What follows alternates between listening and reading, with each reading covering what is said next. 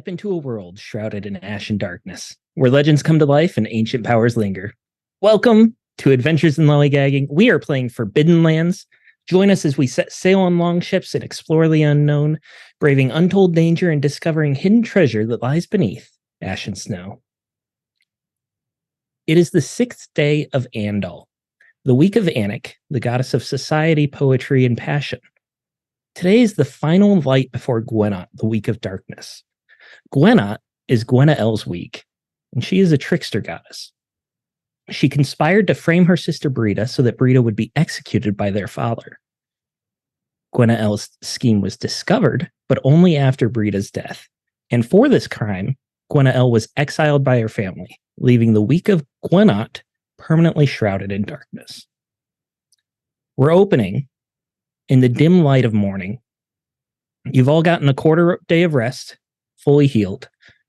The rains, the storm that has been plaguing you for the past couple days has finally subsided, and a deep fog has rolled in. After your clash with the guards last night, a strange sort of silence has fallen across the whaling camp.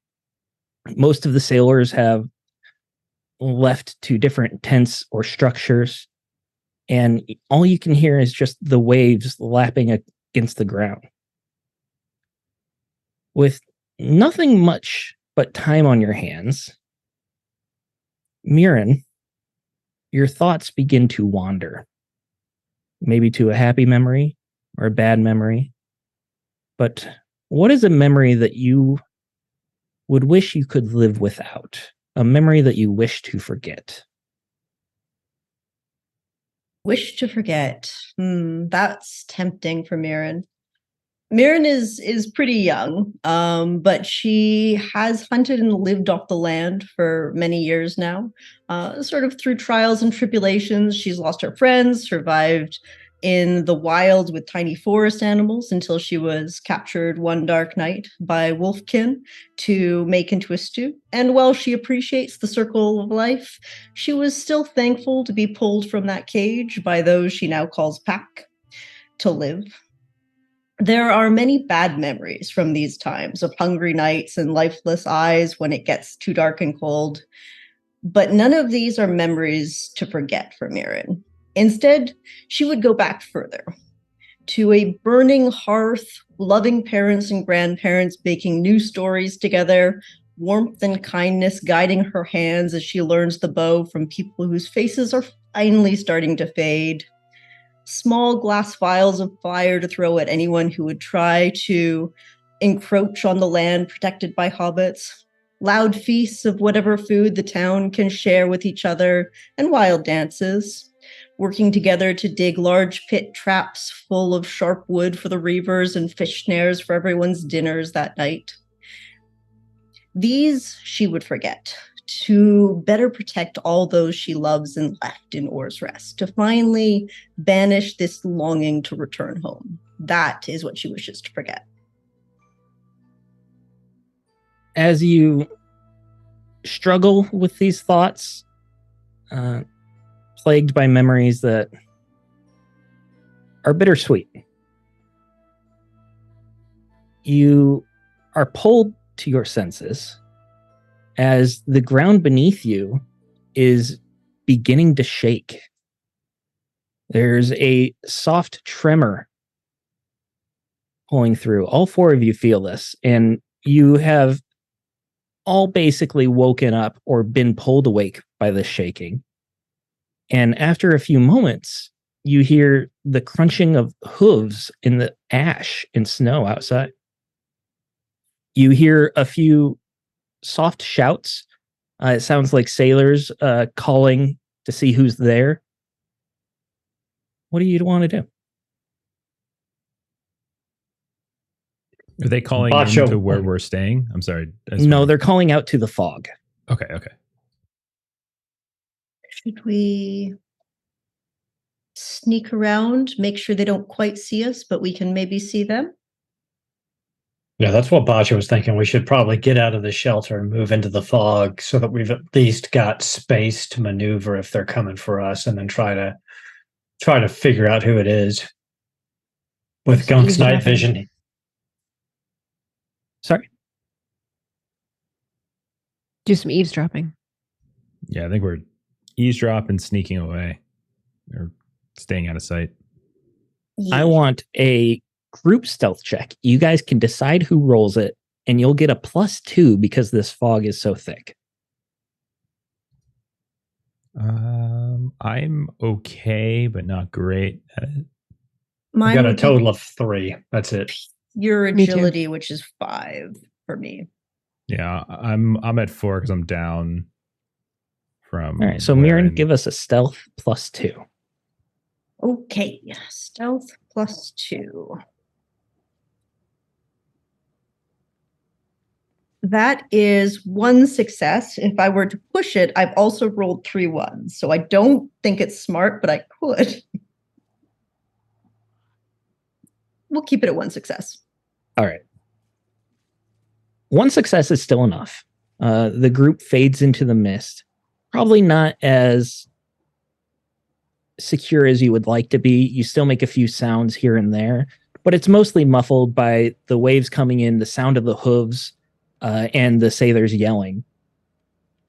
You find a bit of concealment behind a whalebone shelter, not the one you were in, but a different one.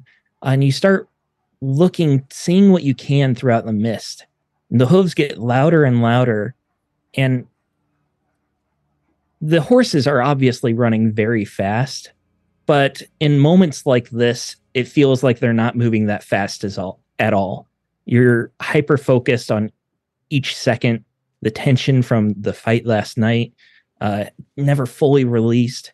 There's still adrenaline. However, finally, the horses and the riders arrive. It starts as silhouettes coming out of the fog. At least 30, 40 riders coming through. At their lead, you make out the Delaire Brynmore. It looks as if he has quite a contingent of guards, and they are riding very close to the whaling camp. And yet they turn unexpectedly. After they've gotten very close, they seem to be following the coastline. No one splits off. It doesn't seem as if they're coming for you at all. And they continue riding extremely fast. And this is still very early in the day, just the beginning of light. So whatever happened, they saw fit to have their horses saddled up in the darkness and then make a very early escape, flight, run, assault. Their motives you can only guess at. But you hear a man call out after them. Wait! Delaire! Where's my money? What do you guys want to do? Do we recognize the voice? Bacho, there's another one for you to kill. I would give you an insight check for that. It's not something you're immediately familiar with, but if you roll well, possibly. Okay. So I've got 5 in wits and a 2 in insight. 1 success. Is this a situation where pushing it would... No, okay. You're good.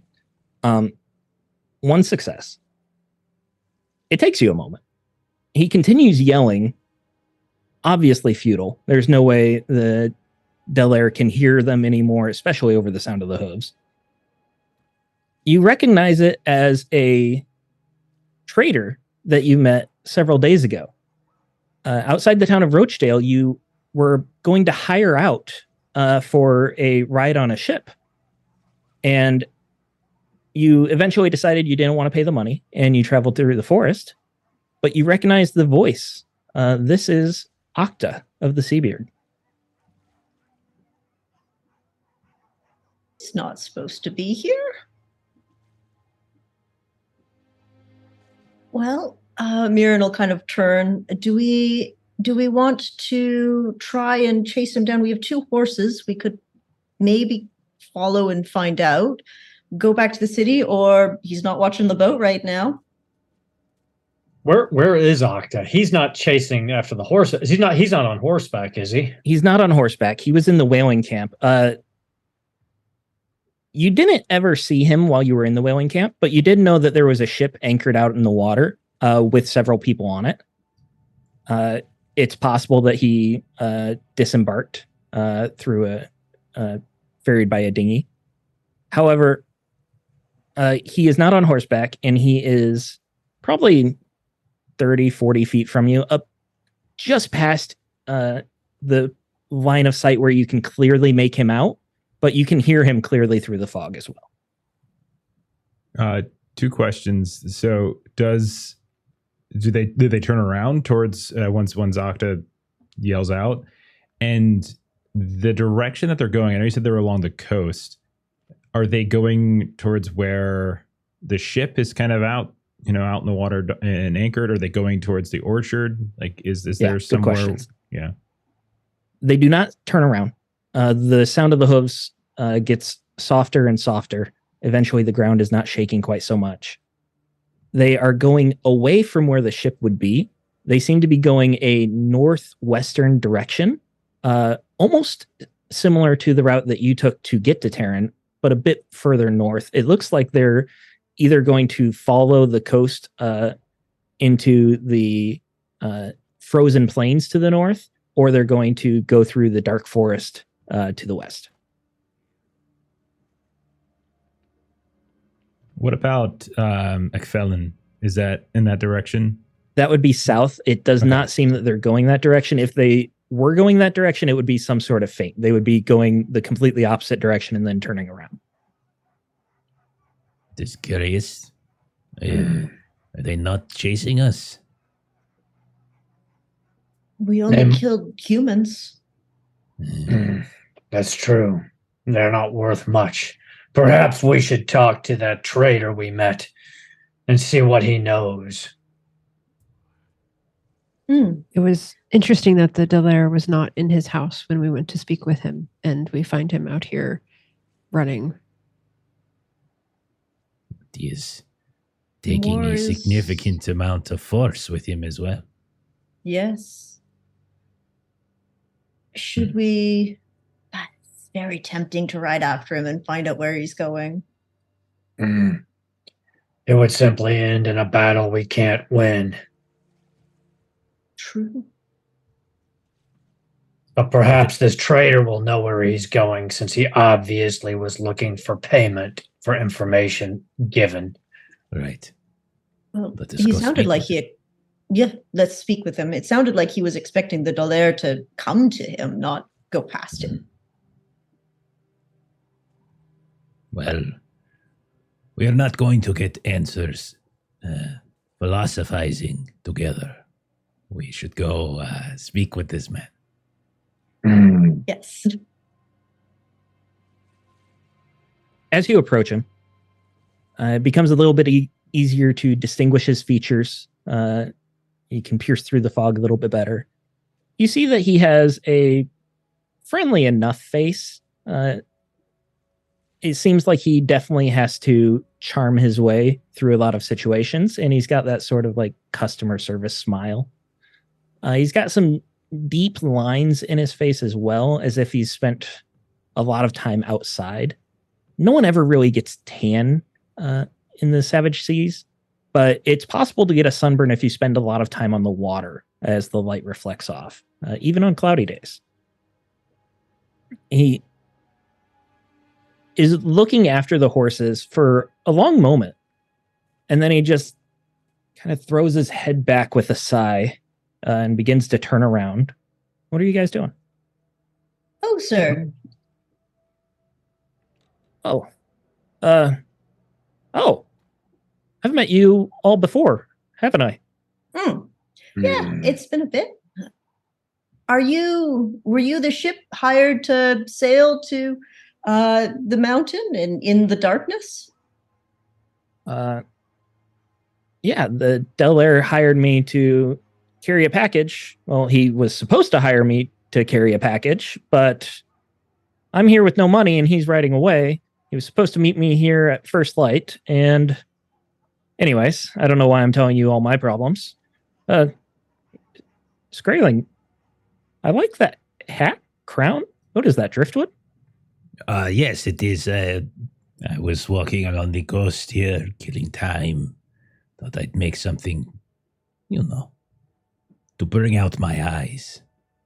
It's a nice aesthetic. I like that. Are you a sailor? Driftwood? You spend a lot of time on the water? I have spent time on the water, yes. Indeed, I would not call myself a professional, but I can carry my own, I think. Well, always have good need for Skralings on the water. Not many of them seem to do that, but it really helps having the night vision. If you ever want work, let me know. I don't know. I don't have much money right now. I just invested it all. Again, I'm telling you all my problems. I'm sorry. No, it is fine. It is fine. You seem very distraught. What has happened? Well, he hired me to go to Oracoa during Gwena. I know it sounds crazy. It obviously is crazy, but he promised my weight in silver. It'd be enough I could retire on. It was just too much. I couldn't say no. The problem is he's obviously not giving me my silver right now, and I have invested all of my money in wools and textiles, which are worthless here. Highly valuable in Oracoa, but why would I go there now? I'm never going to financially recover from this. Well, you have the textiles, you have the goods. It seems you have a very good reason to go to Oracoa to recoup your investment, yes?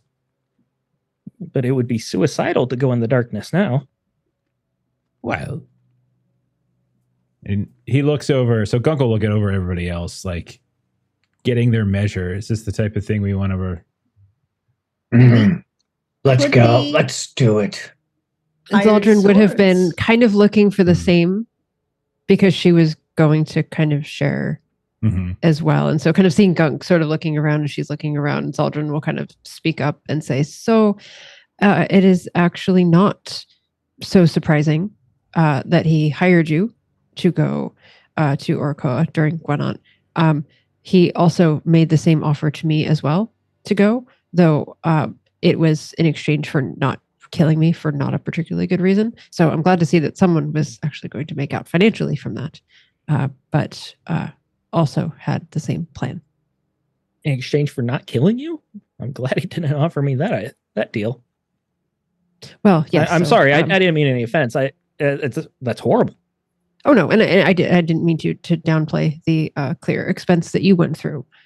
Just to say that yes, he did have a plan as of yesterday to collect some of us together here to then take a package or a person to Oracoa. Why do you think he would ride off like that? It's the worst time to be traveling right now. He seemed like he was in quite a rush. They had no luggage. You see that? Big army, too. Do you think he chose to go to Oracoa on his own? Indeed. They want something that we have, and since we refuse to give it up, I think he is trying to beat us to Oracoa. He wants something you have? He thinks we have. He wants something he Exactly. thinks we have. Thinks you have. Oh, okay. That Thinks makes we have. sense. He also thought I tried to injure his child, and I didn't. Thus the threat of murder. So misunderstandings all around. But if we Oh. beat him to Oracoa, perhaps we can force him to pay you as he promised, and ransom benefits for ourselves as well. Or just spite him, because that bastard knife ear deserves to suffer for threatening the pack. The pack? Did you? That's us. We're the pack. That's our names. We're yes. Oh, that's interesting. I knew adventurers like to name themselves the pack. Okay. Yeah. We are a pack. We are not the pack. Capital Oh, T, capital P. I think both work. I meant no offense. I'm sorry. Do not offend. Ransom- You're fine. Ransom is a little bit much for me. I'm not really. I'm a sailor. Obviously, if we could get him to keep his word, I would appreciate that. How would we do that if we went to Oracoa? Well, No. you would at least be able to, as Gunk said, recoup your losses. You've got all the materials. We're fighters. We can help. Well, fighters definitely need them during Gwenna. You said scraping I can't. on the water, dark vision. I can't necessarily pay you in coin now. I could pay on arrival. A Yeah. percentage, perhaps. Alone? I can't wait until Gwenot's over. If I can't pay the sailors, then they're just going to leave and find work somewhere else or just drink themselves away. I'll lose my whole crew. And How it much? sounds like you need us, and we Right. need you. You said And you have experience I'm- sailing? Of course, yes. Give me a manipulation. Any one of you plus one. My manipulation is currently 6. Oh gosh. Manipulate good. away. Go for Okay, it. yeah. Let's see here. Mine's a solid 2. Yeah, I've started putting Yeah. more into it because I realized I was the only one. That would be 3 successes. Wow. You know, we're benefiting each other if we work together, and we're okay waiting for payment till you have money again. We're not so in need right now, and you know, maybe in long term we can come to a different agreement. If it works out, why not do it again somewhere else? It's a good point. If you're willing to take the risk, it's not going to be an easy sail, but having a Skraeling would definitely increase our chances.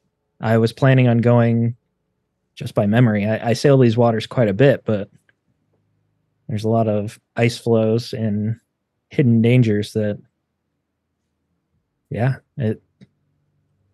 Did you, Can you leave do you tonight? receive the package, or is it like he was supposed to drop off the package? I'm not sure what the package was. He Hmm. told me that he'd be paying me today Mhm. and that I would be delivering something. And just to correct, I heard that it was a person, right? I was bringing a person to Oracoa. You heard that you were delivering a message. I don't believe he specifically said a Oh. person. Okay. Yeah, I thought there was somebody that we were supposed to like bring with us. Escort with us. Yeah, that's what Octa I had was in who my you were notes. supposed to escort. Okay. The shipmaster. Okay. Okay, gotcha. This guy. Sorry, that would be confusing. Oh. Yeah. Well, I must say we don't necessarily. I don't know what your opinion of the man is, but at this point, we don't necessarily think too kindly of Mr. Delaire there. And he was the one that kind of put us together. But it does seem like you are someone that we wouldn't necessarily want to see put out by all of this. And in our last couple of days in that town, good people that we want to help have been few and far between. Well, it's greatly appreciated. I won't necessarily be able to retire after this, but if we make it, I'll have a decent payment at least. Right. The tide goes out this evening. I'd like to leave with it. If you all are ready by then, you're welcome. I think we're in agreement, and Mirren will look at everybody else. We need to see if we can find Wofford, figure out if he's staying or if he's coming with the pack. All right. So the deal has been struck. What do you guys want to do with the rest of your quarter day morning here? It's only been a few minutes. You have the entire quarter day right now. Do Do you want to go look for Wolford? Do you want to spend some downtime training? There we go. The nodding yes. Let's train.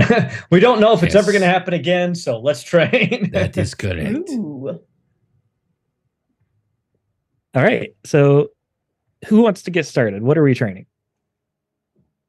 Mirren would like to actually go back to the Undercity. I know we're going to kind of look for Wolford as well, but if she can pick up some cooking skills from the innkeeper by helping there.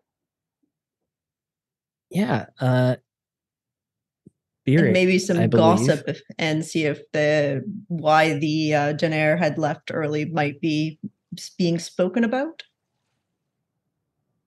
Yeah. You make your way back to Terran. It takes a good amount of time to get back there, especially in the fog. Fortunately, there's well-worn paths from Skraeling sleds and now entire herd of horses running through. You're able to follow that back, and you make your way to one of the gates. The guards outside the gates don't seem to have any problem with you. It doesn't seem like you are wanted or recognized. Just a little halfling. Before we get too deep into this, would anyone else be going to Terran with her? My my magic training comes from the tablets, right? I can, yes. Okay. Then now I would stay in the whaling. Bacha would stay down here in the whaling station too to practice and work on some things that he thinks he needs to focus on. So, and to keep an eye on Gunk. He's not leaving his fur brother behind. Zaldrin? Zaldrin's not looking to go back. Like, as much as like Mirren solo doesn't seem like a good idea, Zaldrin going back in also doesn't seem like a good idea. So safe travels, my small Thanks, friend. Aldrin. Try not to beat up any children again. Make sure you find Wolford and bring him back. Aye, aye, Captain. Here, All Gunk, right. here's the 3 tablets I have in my bag. Thank you. Yeah, I've been Okay. carrying this around. They're super heavy too. All right. You don't have any problems with the guard. He doesn't seem to recognize you. He's not looking out for any halflings. You make your way as best as you can remember back to the all-seeing Tater. It's underground. It's a winding path as tunnels have been opened up, or you have to go through certain buildings that are long hallways underground to come out to a different street, and then it's very circuitous. Eventually, you make your way to the all-seeing Tater, and you walk in to find that it has been ransacked. Most of the tables and chairs are in decent enough condition. They were shoved out of the way, but the shelves behind the bar have everything on them's been pulled down. The door to the back rooms has been broken in, and you see Della sweeping up some shards of pottery. Looks like from a broken mug. Della, did the Denair do all this to you? Oh, Mirren. It has. The city guard came in and demanded that they could search my tavern. They wouldn't say what for. They wouldn't let me tell them I don't have anything. They just came in and they ruined everything. What asshats? This has to be from last night.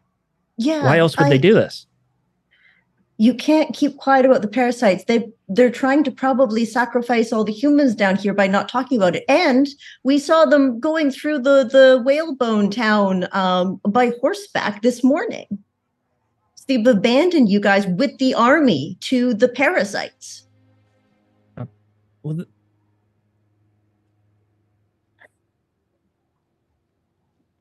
How's how would you be able to lock down the Undercity to protect yourselves? The city guard controls that. I wouldn't be able to do anything like that. Della, you're Look at this. Look at this. What can I do? They've ruined you my can tavern. show people down here. If you show them, they know you. You are their neighbor. You are important to them. You might not think it yourself, but you're important to them. You are a center of information. This is why I keep trying to I know it's dangerous and I am sorry, but you're way more important than you think. And you got to show the people what everybody else is doing. You can block it on your side. Make sure they can't come into you. Close the doors so the parasites can't enter. Leave the upper city to fend for themselves because they have taken the army. Give me a manipulation. Sure. It was a good argument, so take +1. Oh, thank you. I will. Can I throw in a little anarchy from the chat as well? Absolutely. Yes, we do If have we some the dice. banked. Much appreciated. That is 2 6s, and I'm going to push because I didn't actually roll any 1s. That is still 2 6s, and now I have a 1, so I'm taking 1 point of emote damage. 2 6s isn't enough. You can see that her spirits lift a little bit. She's still upset. She's still frazzled, but there's a bit of inner resolve that you've steeled up. I suppose you're right. They clearly don't care about you. You are going to have to take it and show people what they're doing so you can stop it. Burn They the had no right to walkways. do this to my tavern. They didn't. You have had a hard life. You've just lost your mom, which is terrible. Family is so important. And now they did this to your home. They just came in here and didn't even give you a reason. You're right. I'll talk to Toastig and a few other business owners here in Underterran. I'll see what we can come up with. This isn't right. They have no right. No, they didn't. Do you want a dagger? No, we have knives in the kitchen. Okay. Thank you, though. Why would I want to? Okay. Mirren, I wanted to talk to you about something else, and this is a little delicate. That shadow on your shoulder seems to have grown. Oh, don't look at it. I don't. It's hard not to, dear. It's better not to look at it, though. I can keep running. We're going to run soon. Unfortunately, we can't stay here because of the knife ears ourselves. So we're gonna go further, and I can run away. I don't think that's something you can outrun. I can't help you, but you should definitely try to find someone who can. Yeah, Isla is old, and I feel her, but you don't look around. It'll be okay. I'm really fast. I promise.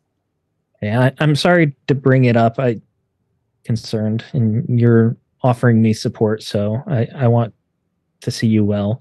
I'm going to keep cleaning. Beric is in the back trying to get some sort of stew going. Maybe we'll be able to at least offer lunch. Maybe I can help, and he can show me how to make stew. I can peel potatoes, but that's about it right now. But maybe if he teaches me a little bit. Sure, I suppose. I don't see why not.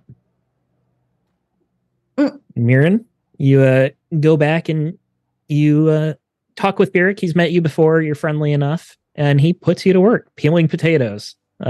So many potatoes. Incredible amount of potatoes. They're going to be mashed up for ale. They're going to be mashed up for mashed potatoes. They're going to be boiled. They're going to be turned into a stew. So you have plenty of work ahead of you. Okay, here we go. All right, who's next? Bacho would be working with his long sword out in the whaling camp, trying to master the more intricate details of the Path of the Blade.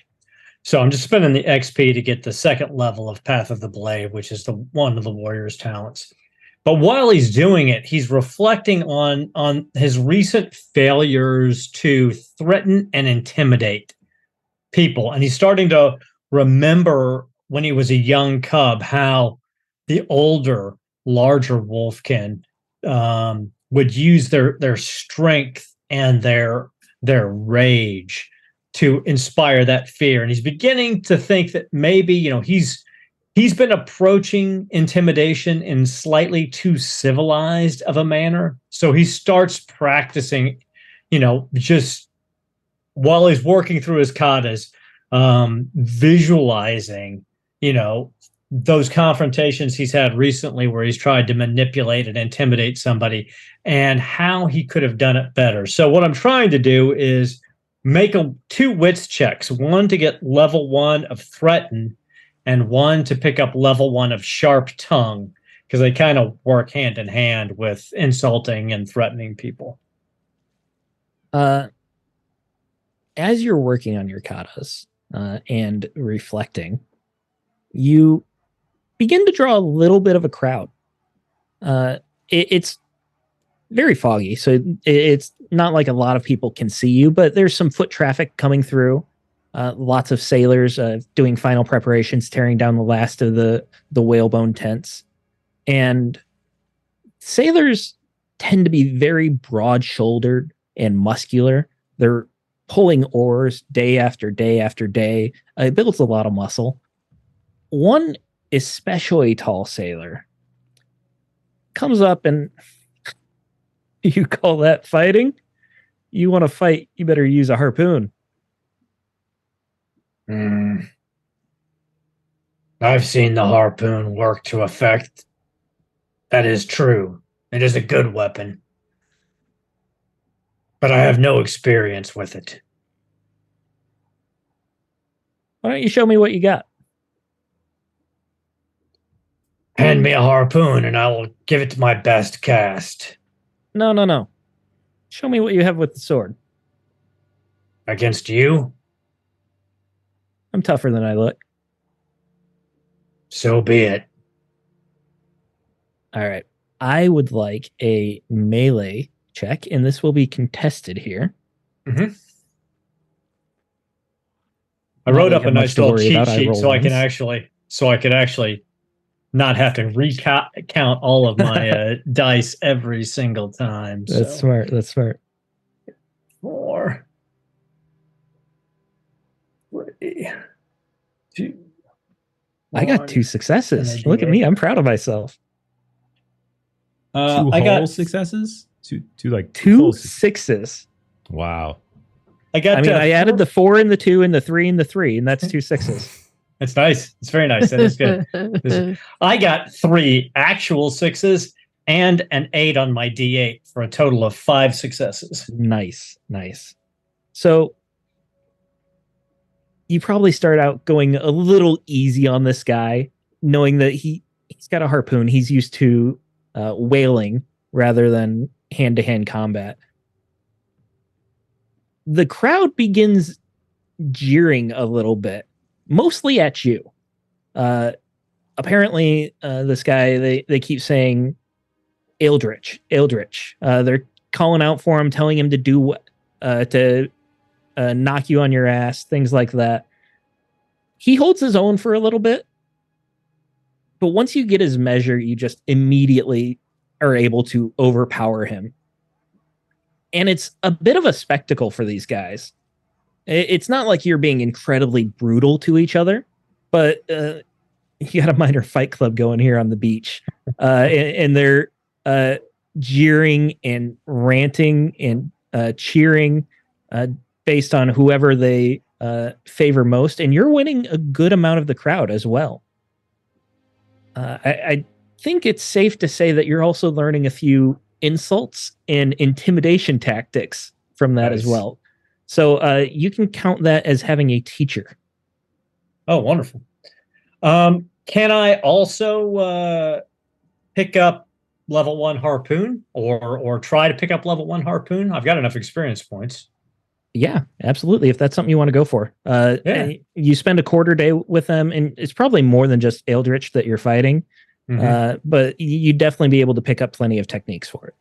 Fantastic. Because I got enough experience and I don't have any ranged skills, so why not? Okay. All right. Gunk, Zaldrin, what are you two doing? I'm ready. So- If you're not, are you ready? Go ahead. Yeah, I'm ready. So I was doing a little bit of rolling, so this is interesting. So what Zaldrin was trying to do two different things during this quarter day.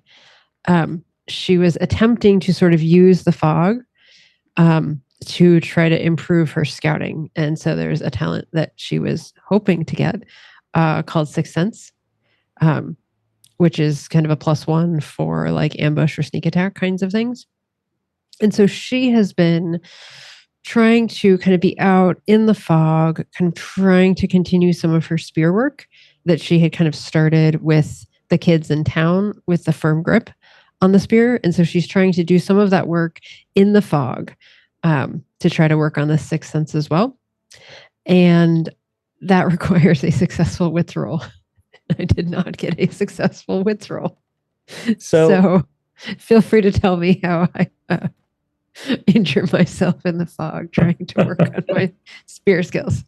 Before we get that far, I just want to clarify. It sounds to me like you're trying to ambush an elf child in the fog. Is that what you're doing? I can see how this might be the end result of failing my wits check, but that was not my intention.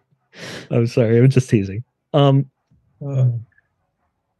You make your way through the fog, scouting, looking for ambush points. Perhaps you're going deeper along the coast into the wild, not far enough that you're in any true danger, but enough to get away from town that it feels a little bit more wild. There's less traffic, foot traffic. Paths are much rougher. You start making your way through the forest. And I'm going to say that you actually, as you're scouting, you're searching. Let's get a scout roll right now. See how you do. Okay. So I pushed that wits roll and failed and had a 1. So my wits is reduced. Let's go before that, before your wits Okay. roll, because we haven't done the training yet. Okay. That works.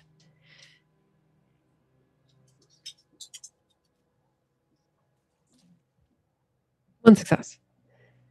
One success. Okay. You are making your way through the forest, the outskirts of the forest, and you hear a slight whimpering of a animal. It sounds dog-like, just a quiet whimper, just of pain almost. You're continuing to scout stealthily through the forest, and you come to a slight clearing, and you see a wolf that is limping. Not a large wolf, but a good size one. Not nearly as large as the one Gunk saw before from the Earth Mother, but what you would expect a wild wolf to be. Definitely large enough to be threatening. What are you doing? Zaldrin is going to just sort of stay put and just watch and see what the wolf does. The wolf continues limping about. It looks aimless, as if it's struggling to find a direction. Throughout this clearing, it's gone in several loops, and it starts to go into the woods and then coming back out. The whimpering, it's soft, but somehow it echoes. It the noise travels quite a bit without it like being very high pitched, without it really howling. So Zaldrin sort of has her own language that she uses with Ven. And so she will kind of pull out some of her kind of like, and some of that just kind of tongue clicking kind of sounds that she uses to kind of reassure Ven and see how that works with this wolf. It perks up. Its ears flatten back a little bit, and the whimpers of pain almost seem to get louder in response. It begins whimpering back at you. And then you hear the crack of a twig behind you. As a wolf, other than the one you're looking at, jumps out of the underbrush at you. Give me a melee check. Okay.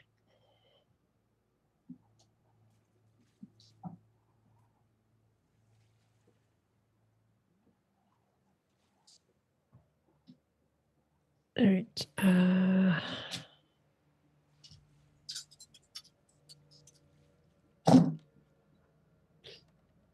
2 successes.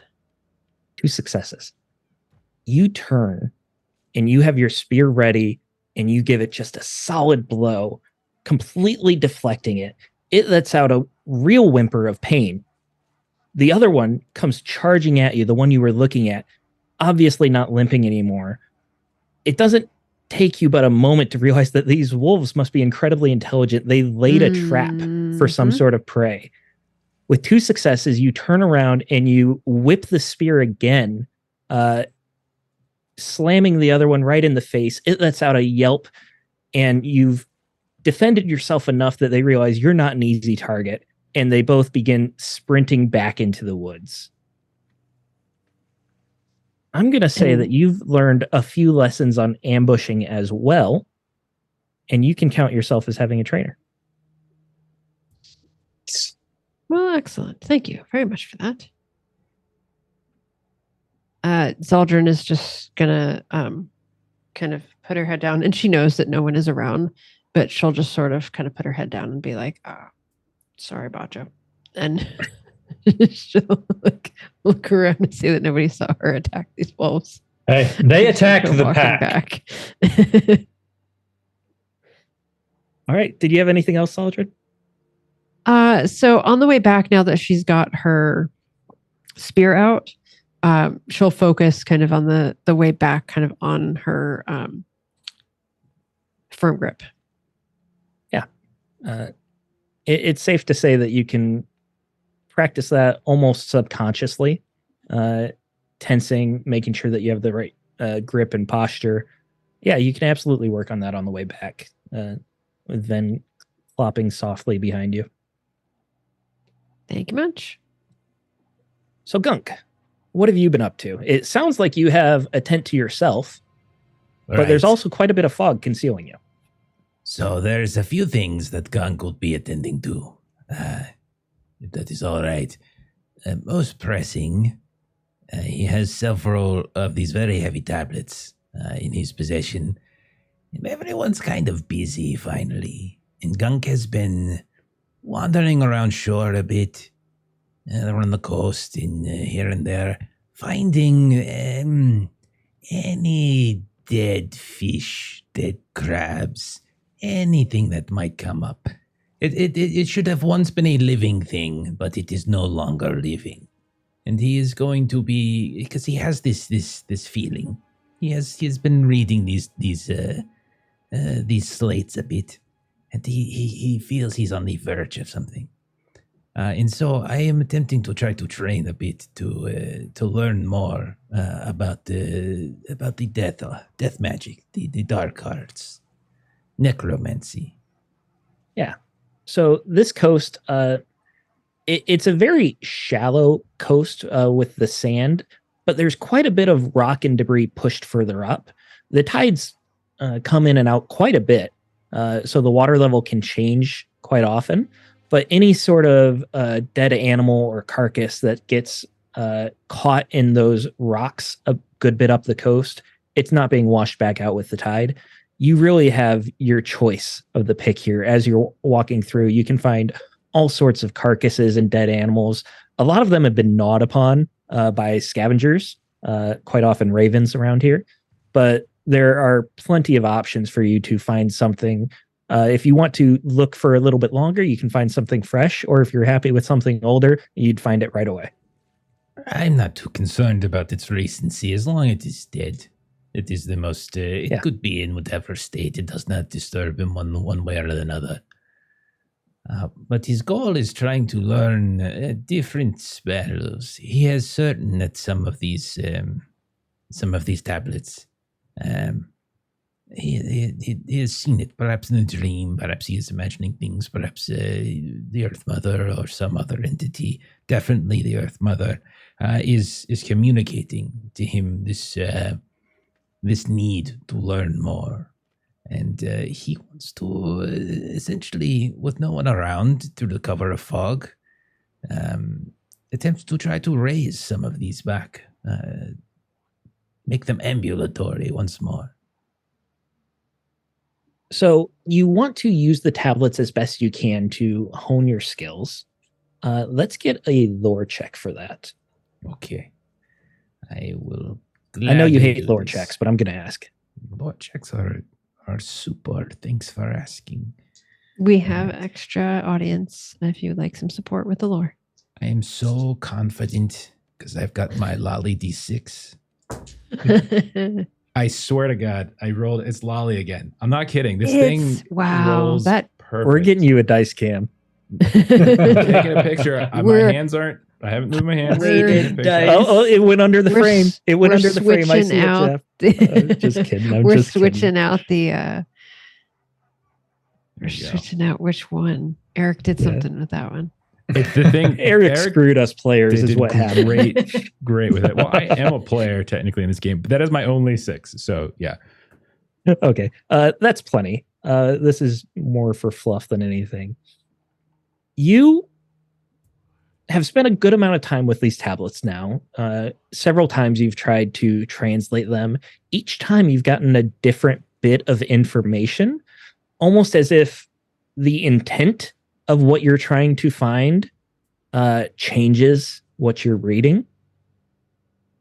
You also, from your previous encounter vision from these tablets, have been able to translate it faster, it seems. The words seem to move into place faster than they used to. And when you go back and reread it, it doesn't seem like they've changed as often.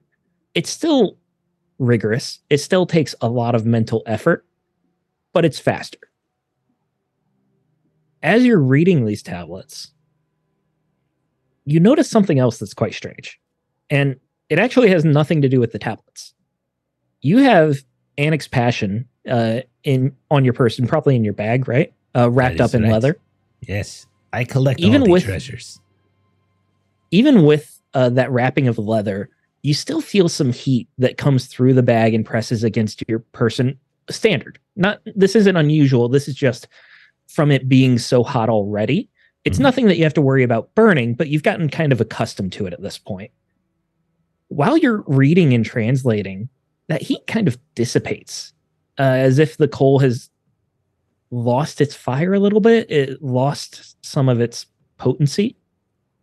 It doesn't really change anything about your translation, and it's something that happens a bit more subtly. Subtly. And you really wouldn't even notice, except you just got a slight chill that you're not used to having anymore. That is strange. I will, out of curiosity, for Clunk is very curious, he will retrieve the item from his pack using whatever leathers that he has been using. I think we actually took one of the blacksmith mitts. Yeah, I when think we did actually. Yeah.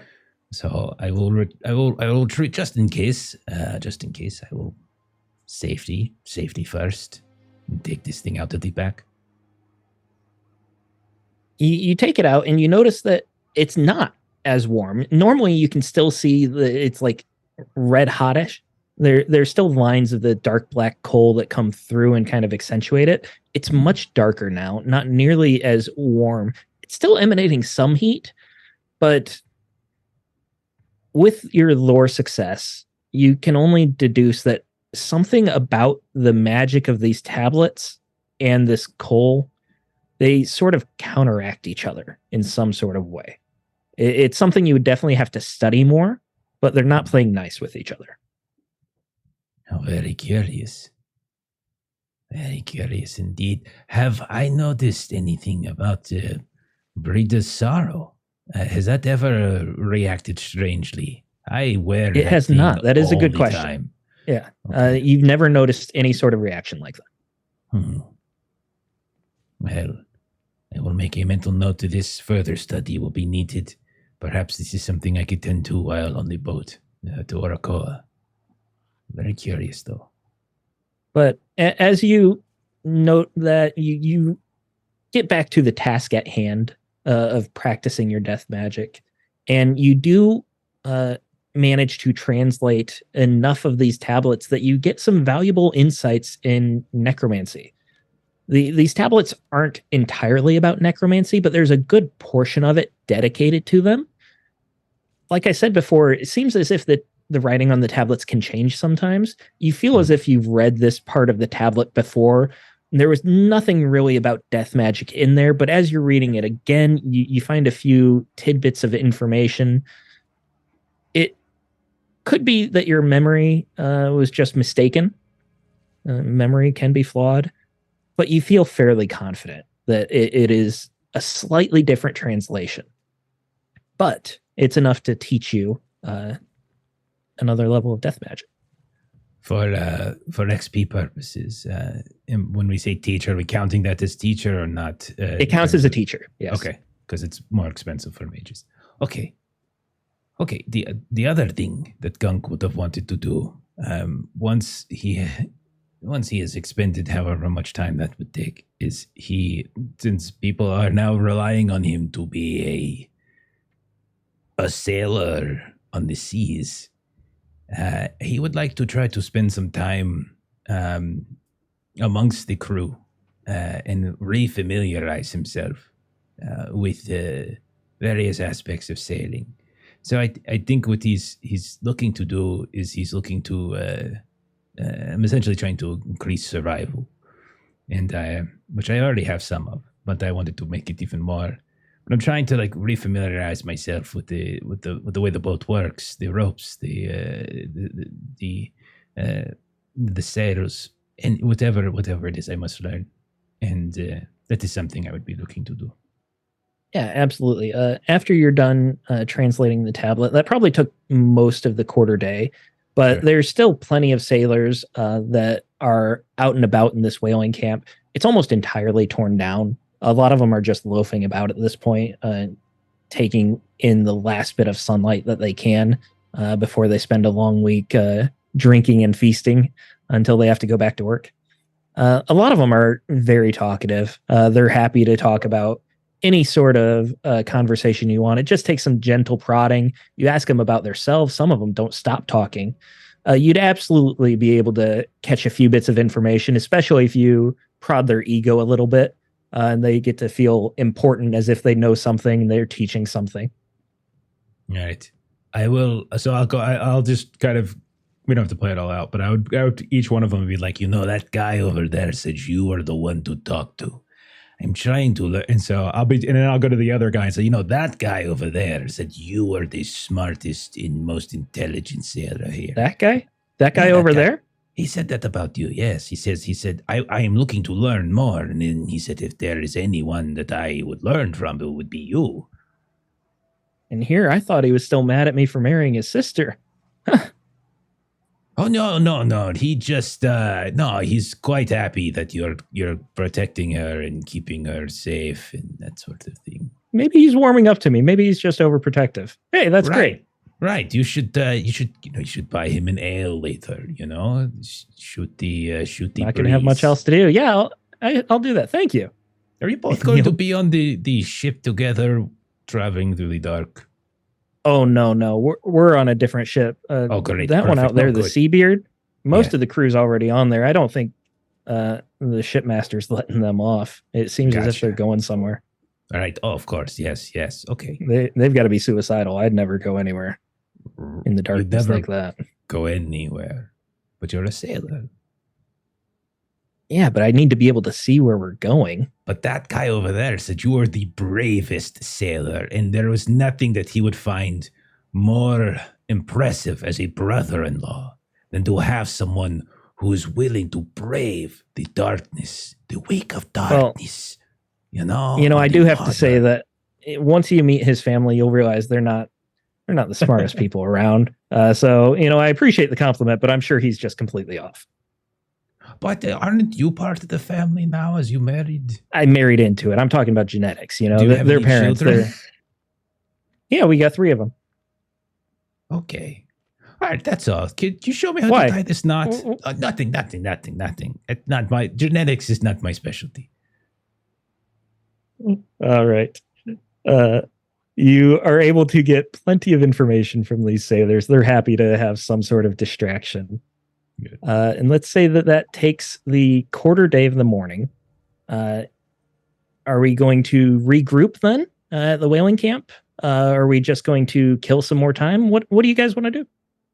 Well, I think Bacho would be going after he gets done training. He's going to go back into the Undercity to see if he can sniff out Wolford, to find out what Wolford's plan is. Bacho didn't trust Mirren to find Wolford on her own. I mean, I've forgotten him a few times, to be fair. But he's pledged Wolford's safety. So even if Mirren finds him, he's got to make sure for himself, one way or the other, whether or not Wolford is coming with the pack or whether or not Wolford is separating from the pack. I got busy starting a rebellion, so Wolford that's just fantastic. Is anyone going with Bacho? Nope. I will. Still not a good idea for Zaldrin. I will go with Bacho. I will not leave him by himself. Oh, and Bacho also wants to pick up a throwing spear now that he's trained some with these guys. He wants to pick up a throwing spear while he's in the Undercity somewhere, if he can. From the blacksmith we slightly murdered. Yeah. There is a general store under there that would likely have short spears that you can throw. But before you get to the Undercity, Gunk and Bacho, you go up to the gate, and whereas Mirren didn't really have a problem with the guard, you can see that he looks a little strangely at you. The gate right now is wide open, but he does take a couple steps out. What's your business? We're getting our friends so we can leave the city. Leave the city? You've been here before? Have you been starting trouble? We've been hearing stories about a Wolfkin causing a disturbance. Disturbance where? It is probably a different Wolfkin, but you're right, because it's because there are definitely so not this many guy. around here. But this guy, I've known this guy for years. He doesn't cause problems. He's a really good guy. He'll be great. He'll be great. He's not going to. I vouch for him personally. Nothing will go wrong. I don't really know you, so you That's a vouching good for him point. doesn't really help me at all. That's a fair point. But are you aware of the Skraeling warren outside of your home here? Yeah, they do most of the farming. Right. Do you see this crown I have on my head? Yes. I am wood? Yes. Well, we Skraeling, we make we make scavenge out of anything. I am royalty within that warren. I'm a rat prince, and if anything were to happen in here, you can go to the warren and you can find me, or you can find the other royalty, and we will be happy to account for any issues that might happen. I had no idea that Skraeling had royalty. Is he supposed to be your bodyguard then, or something like that? That is exactly what it is, man. They really do hire the best guards here, I think. That's exactly what it is. Give me a manipulation +1. Okay. I should have trained some manipulation like Mirren did. I'll take an audience this time. Okay. And the Got it. audience is gonna buy me that lolly. Here we go. Not going to lie, 3 successes, and then the only one that didn't get a success. Goodness. Only one that didn't get a success was the lollygagger die. That's crazy. This is Go weird. gunk. He's got these 6s set up ahead of time, and then he rolls different dice. Well, I don't and know he about just you takes guys. the picture. I roll a d6. I just make sure all the sides have 6s on them. And That's a one way good, to that's a do good it. point. That's one way to That's a do very it. good Yeah, point. That's thinking. That's thinking outside the box. All right, so he believes you for some reason. The crazy story. After you say that Bacho is your bodyguard and you're a Skraeling prince, he lets you in. He even gives you a little polite nod, which you've never really gotten from a human before. And you guys make your way into town. You're able to stop at a toasting store and grab whatever last minute materials you need. We can handle the shopping off camera. Yeah. But how are you looking to find Wolford? Well, Well- when we first got here, he had friends. So I'm going to try to track down where they came from. The last place you saw them was at the All-Seeing Tater where Mirren is. Would it be safe to say that's where you're starting your Yeah, that would be investigation? where we start. Yep. Okay. So you would show up to the tavern, you walk in, you see that it's still messy, not nearly as bad, and you find Mirren struggling under a giant basket of potato skins. I think there's she too many can- potatoes. She can hardly hold this thing up as she is carrying it towards the door. Apparently she was told to throw the skins outside on the street. And they probably weigh half as much as she does, if not more. So Bacha, with just one hand, will grab up the basket from her and look down and go, Oh, Bacho. "Oh, Mirren, you smell like potatoes now instead of cinnamon. Oh no. There's so That's many not as potatoes. good. Did you find Wolford?" I remembered to definitely look for Wolford. No, I didn't. I don't know where he is. I didn't. There was a very important task that needed to be done, and we peeled a lot of potatoes. That's fine. Perhaps you can ask the innkeeper if he remembers who Wolford was in here with the other night, so that we can try to track him there. And Mirren will kind of like look around for Dyla. Yeah, Della's not far. She was probably just in a back room trying to get some more mugs put together enough that she can actually serve lunch, which it's becoming lunchtime. A lot of people are pouring in right now. You can ask her who it was. She would say that it was Ainsworth, a former flame of Wolford, who was very taken with him. Although she hasn't seen Wolford in a couple days, and she did promise you yesterday that if she saw Wolford, she would send him to the whaling camp for you. Bacho, Wolford's been kidnapped again. Where does this Ainsworth have her burrow? She's just a few. I'll draw you a little map. And she Thank you. scribbles out some directions for you guys to follow. You go through the tunnels of this undertown. You slip on a few potato peels that are filling the area. As Mirren can tell you, people just throw their trash out, and you have to walk through it. I have You do- potato hands. You do pass several Skraeling, more so than you've normally seen. It seems as if there are more Skraeling with sleds trying to clean up in preparation for the long night. it's likely that they won't make the trip into town in the darkness. They'll just stay holed up in their warren.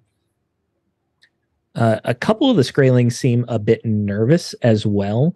Gunk, if you went over there to talk to them, you'd hear that there's some sort of danger near the warren that the elders and clan leaders have been discussing how to handle. So it's possible that they're going to be sealing up the warren very soon. So the Skraeling here are rushed and anxious, trying to finish the job so that they can get there before anything cuts them out, basically. Good luck. You continue down this.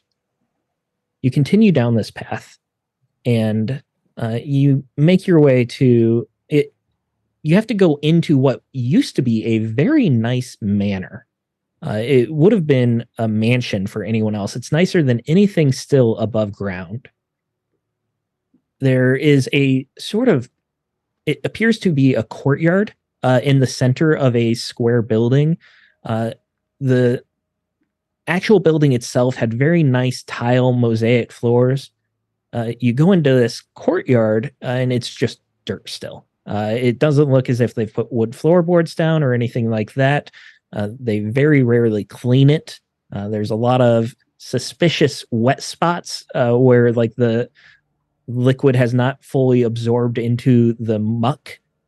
And there are several doors that lead to different directions from this courtyard.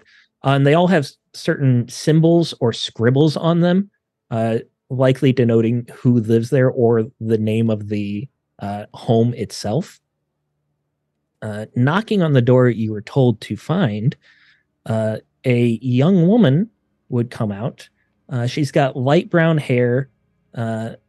She seems comely for a human.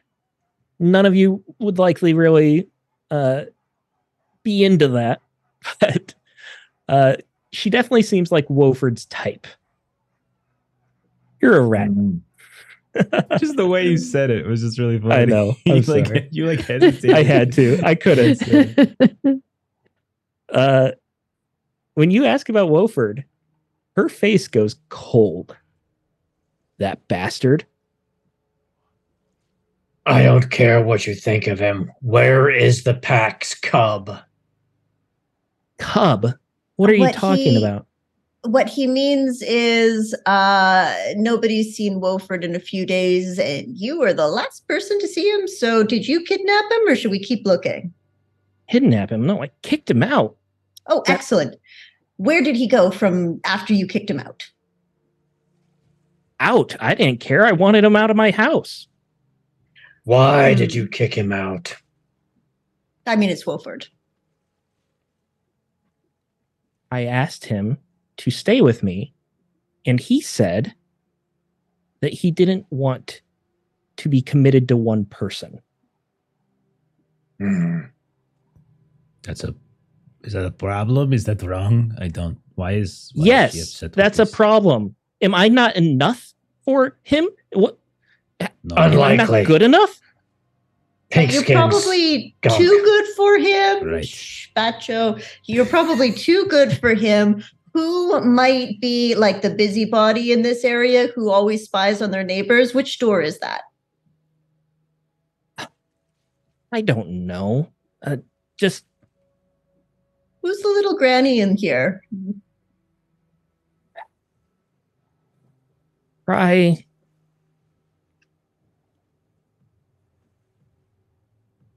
Oh, you know what? Inga. She might know. Ah, excellent. Now, remember, you are better than Wofford. Don't let him back in. You're too good for him. Keep up the good work. Let's go find Inga. And she will scribble on your map again directions for you to go.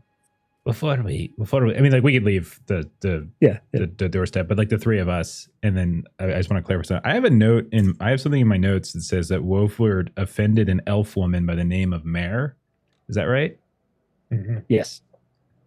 Perhaps he is suffering from that as well. Perhaps that is another route we could take in terms of trying to find him. Yes. I'm just trying to avoid going up. Oh, that's true. Yeah, we should exhaust other opportunities before then. But if necessary, we will protect the pack, even if we have to bleed all the knife ears. If it's something we have to do, then we have to do it. That is what loyalty and honor dictates. Well, in an ideal world, you guys are definitely 100% right, but the chances of us being able to kill all of them before that they can kill us, so it that might is be true. better. Yeah. But We be don't the have to kill change them you all want at to be in the once. world. That's true. We could do them one by one, bleed them out systematically. We do only have like 6 hours. Oh yeah, that's right. Yeah, we don't have enough time to bleed a town. I'm We sorry. could I'm lure sorry to them rain on your parade. to a singular place, lock the doors, and burn it down. I think someone was already trying that last week. Yes, it's true. Okay. Well, let's find this Ingrid. Ilsla and Ingrid, whatever the human's name is, and see if she knows where he went. All right. Let's cut to Zaldrin real quick. Zaldrin, what are you doing as your companions are following the trail of Woeford? Zaldrin is doing what she's always done, is she takes care of what she needs to, and then she looks after Ven. So she would be switching out whatever braid had been kind of in Ven's mane on the way in, freshening that, pulling it out, putting in a new one, and seeing if she can get Cloud on board with some of this kind of touching up as well. Yeah, and I think it's safe to say that you would be making preparations for the horses as well for the journey. Horses can travel on a ship. It just takes a bit of work. And you would be able to reach out to Okta and say that the horses have to come with. It's non-negotiable. So what would end up happening is that you're grooming the horses, getting them as cleaned up as possible. Okta would then take the Seabeard and beach it on the shore, and they would fashion a sort of ramp onto the ship to get the horses on, and then they would pull up that ramp and lay down some floorboards for the horses to have stable footing. The waves can get rocky, so it's important that they have something flat to stand on or lie on. And you would be able to make a sort of corral for them as well, where you would be able to groom them, take care of them. Okta would send a runner to buy as much feed as they could for the horses to keep them going for at least a week. It's not expensive to get that, but it's something that you would have to have because obviously they won't be able to graze while you're traveling. But all that would take a good amount of time. You would feel fairly confident in the horses after that. Ven herself has been on a ship before, so she's fairly trained with that. Cloud, being a warhorse, likely has been on a ship, but if not, has been trained to stay calm in dangerous situations. As you're doing that, you would also notice Okta. He seems to be the type of shipmaster that wants to be friendly with his crew, but at the same time, he's slightly worried about the crew going too far, leaving the ship. He seems worried that they'll abandon him instead of sailing during this week. So he's doing his best to make sure that only the one runner goes to get the feed, obviously someone he trusted the most. And he's trying to keep the other one, desperately trying to keep the other ones busy with all sorts of chores. Anything else? And Zaldrin would be willing to help with that if, she'll act like she needs assistance with the horses to, kind of seeing what he's doing and kind of try to keep some of them busied. Absolutely. And there's plenty of work both on the ship and getting the horses ready for the ship that you would definitely be seen as like a valued worker here, like you're pulling your own. Okay. Back to the three of you. I want a, let's say, scouting roll. And if the others are helping, +2. My scouting is 7. I will Mirren help. will help you. Okay.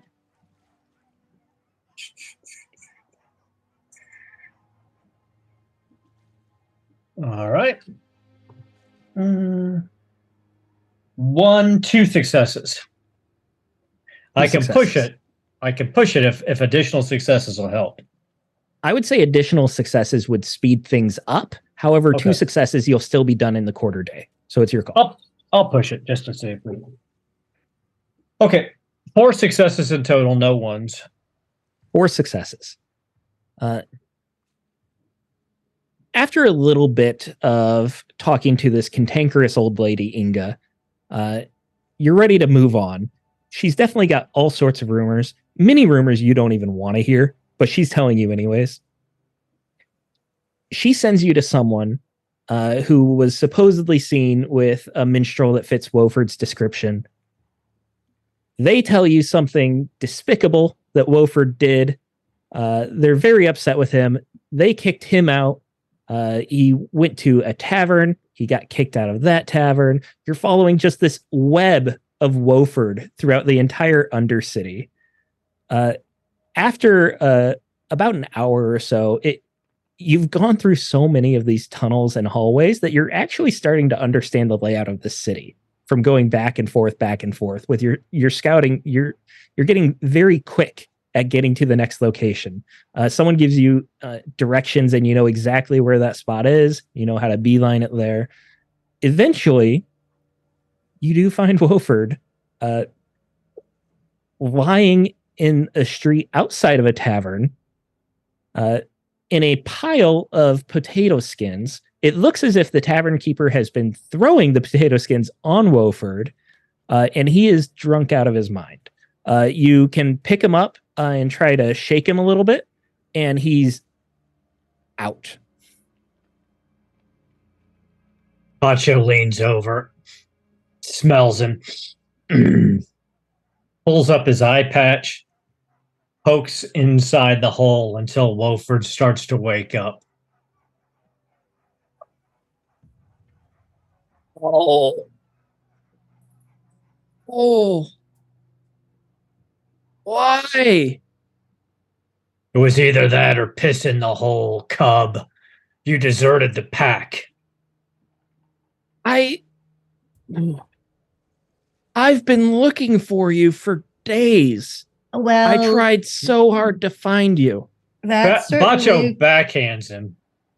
Not hard enough to hurt him badly, but enough to rattle his teeth. Cub, don't lie to the pack. Oh, shit, he can read my mind. I forgot. We've met Daisy and Donna and Derek and Sarah. Yeah. They're good people. They love me here. No. Bacho puts 2 fingers up in his nostrils and he just holds his nose. He says, "We're walking out of here and we're putting you on a boat. But can you do it on your own, or do I need to drag you literally by your nose?" It's Gwenot. We're supposed to party. You feast in Gwenot. You did the partying, and we're getting ready to get on a ship and sail during Gwenot. It's going to be Isn't party that a bad boat. idea? No, party boat. It'll be fine. You've never heard of this before? We do it in the West all the time, around custom party boats. Very fun. We will fight gloriously and perhaps die on the seas, as is right. That too. Yeah, that more that. Between the carrot and the stick from Mirren, Gunk, and Bacho, Wolford's too drunk to really put up any resistance. And he begins following you out at a much slower pace than the rest of you. Probably would need assistance on the way out. But you're able to gather him up and bring him out of Terran, and you all meet back at the whaling camp. Just about in time for the ship to leave with the tide. Is there any final preparations you would like to do before you leave and go sailing and die miserably? Mm-hmm. Bacho will put one hand over Wolford's shoulder and he says, "This will help." And then he punches him as hard as he can in the stomach to make him vomit everything out of his body. Off to the side, of course. Give me a melee. I mean, not hard enough to hurt him, just hard enough to make him I got it. throw I up. got it. So- Oh, Wolford's dead. You killed him. That's how Houdini died. You got to be careful. But Whoops. Gotta be careful. 2 successes. 2 successes. You hit him hard, and he does vomit all sorts of vile goop. He definitely drank more than potato ale, and there are some chunks in there that you really don't want to dissect. Fortunately, the tide begins to wash it away very quickly, and you're able to throw him up the boat onto the boat as much as he's climbing. What about the rest of you? Was there any final shopping you wanted to do? You absolutely could have bought a couple things in Zaldrun. They could have got something for you. Nope. We're good. All right. Good. Well, then Is we there will a begin. severed hand store I could go to? A place that sells severed hands. I think you created your own severed hand store the night before when you killed those 4 guards. They Right. attacked us. Right. You absolutely could have taken a hand. We can retcon that. Oh, goodness. Okay, good. Thank you. All right. Talking to Octa, he's not happy about leaving at night. The whole trip will be in the darkness, obviously, but it's more a matter of exhaustion. But at the same time, he was told that he had to leave at night with the tide. So he already had that planned out. That was already the schedule. So he was just maintaining it. He wants to travel 1/4 day and then likely anchor off a coast somewhere. Ideally, as a ship would travel, it would travel throughout the day in the light, and it would beach itself each night. So you don't have to worry about tides pulling up the anchor or anything like that. During Gwenot, it's a lot more dangerous. The next best method is to try to anchor in the safety of a cove somewhere. So he wants to get a little bit further away from Terran, anchor, and then rest and get at it again the next day. We're going to go into travel rules here, and there's 2 ways we can do it. Octa, as the shipmaster, can absolutely be the person leading the way here, or one of you can do it, and you can get a +2 from Octa helping. I think I would want to do the lead the way because I get an artifact die from Breed to Sorrow. And you can see. And you can see, I'd give you a +1 for being able to see in the dark too. Okay. So yeah, I would take the lead the way at this point. It would be a beautiful white-furred rat on the bow, just kind of looking out. I am Rat Prince of the world. Mirren will come up behind and go, do you want me to help you do the thing so you can put your arms out like higher. this? Yes, You do here your- I go. Here we go. With do you want me to roll practice it now? coordination, yeah, go ahead. The crew of sailors, they use their oars and they just push off as hard as possible. At first, they only go a couple inches. The tide is helping pull, but they push again. They push again. Each time they get a little bit further away until you are floating. And then they get settled in their benches and they start pulling again in unison. There's one of them in the back who's also on an oar just shouts, pull, pull, pull. And this is the rhythm that keeps you going for quite some time. Gunk, how did you roll? I'm still adding it up. What is the what was the bonus I was getting from them again? I'm sorry. 2 from Octa, 1 for the darkness, and then your artifact. 2 from Octa, 1 from the darkness. Okay. I am rolling 1 a lot from of seeing dice. in darkness. Yeah, I got you. I'm rolling a lot of dice. Okay. That's a 6 there. That's a 6 there. That's a 6 there. That is three sixes, 3 successes. Awesome. One of them. All right. Lollygagger. Of course. Thank you, Eric. All right. Because you're on a ship and the ocean counts as open hexes, you're able to move 3 hexes a quarter day here. It's the same as being on horseback. So we are going to be able to go 1, 2, 3 like that. And you'll be able to find a cove that Octa is very familiar with. He pulls off into, you loose anchor. It's already become a little bit of morning, but Octa wants to at least rest the oarsmen before they continue on. It's Gwenot. It is fully there.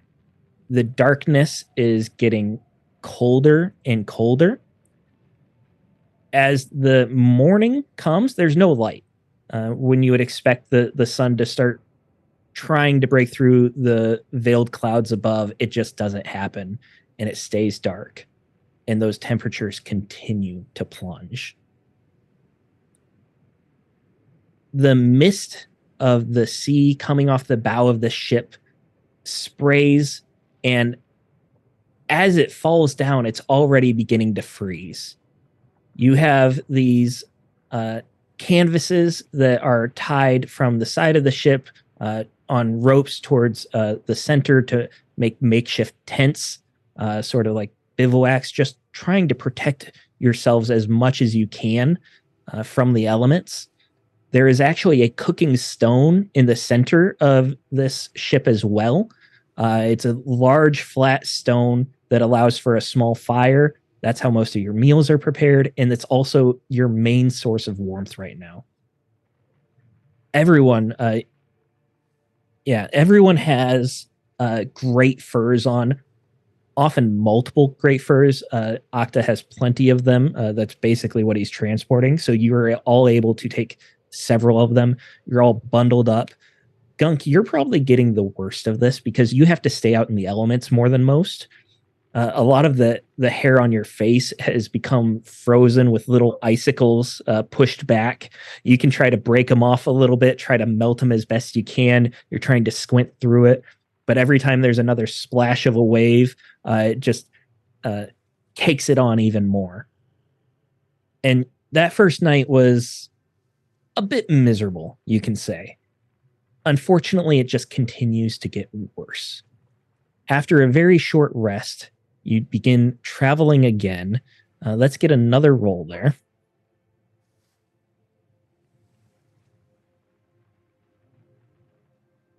Two successes this time. And again, the lollies. It's crazy. This D6 is insane. Great. It's Great insane. I love it. Two successes. All right. 2 successes. You are able to continue on your way. You get another 3 hexes there. And this time you're going to stop when it would be nightfall so that you guys can get back to the normal sleep schedule. The crew seems anxious. It's slow going to start with. At the beginning of the trip, they just want to get some momentum. They want to get going. But at the same time, they also don't want to leave familiar waters. These are the territories they know the best. Octa is very comfortable here, especially with Gunk. You're able to call out the physical descriptions of the coastline, all the landmarks that they follow. You might describe a funny-looking rock, and they have a name for it. They know exactly what it is. You rest again. Is there anything you guys would like to be doing while you're traveling? What does this look like for you? How are you filling the time? Bacho is training Wofford, forcing him to get into better physical condition. At least teaching him how to be a defensive fighter so he can stay alive and not distract the rest of the pack in a fight. It's slow going for 2 reasons. One, it's Wofford. And 2, because you have a rocking ship and you're fighting the elements. You get Wofford on an oar quite a bit, and he's not pulling nearly as hard as everyone else, and they have to switch which side he's on every now and then to make sure the boat continues going in a straight direction. it starts to build some muscle. You think he's mostly just complaining about being sore. You go through different stances with the ship rolling as much as it is in the choppy water. You think he'll definitely learn some balance. You can only hope. You're doing the best you can with what you're given. Zaldrin or Mirren, what are you doing? I would say Zaldrin is helping with oaring. She's strong. She's not just going to sit around and get pulled by other people, so she would be contributing. Yeah. And after the first couple shifts of oaring, it's no longer the full crew oaring each side. They start doing a half crew just to continue not to wear themselves out. So Zaldrin, you likely also would have to take care of the animals as well. You're spending some time oaring, literally pulling your own weight, and then Ven and Cloud are not happy. They've been on ships before. This is very choppy water. The cold temperature is not doing anyone any favors. There are pieces of ice that are already forming on the water, and they're small little icebergs, ice flows, and every now and then the ship just lurches into one. The momentum halts, it jeers to the side. Each time the horses let out a little whinny of anxiousness. And then you also have to worry about the elements with them. They're draped in plenty of great furs as well. You have as much of a canvas tent as you can for them. They're in the bow of the ship, the place that was easiest to put the floorboards down. You try to protect them as much as you can, but of course, a lot of this moisture is going to get in, start freezing the great furs on their back. It starts clogging their nostrils a little bit. You have to clear that up. Each time their breath comes out, it just freezes a little bit more moisture in there. You also have to worry about them breathing in too much cold air and possibly burning their lungs that way. So there is quite a bit of work for that as well. Just trying to maintain their physical stature and make sure that they're eating instead of being when they're motion sick, things like that. Mirren, what are you doing?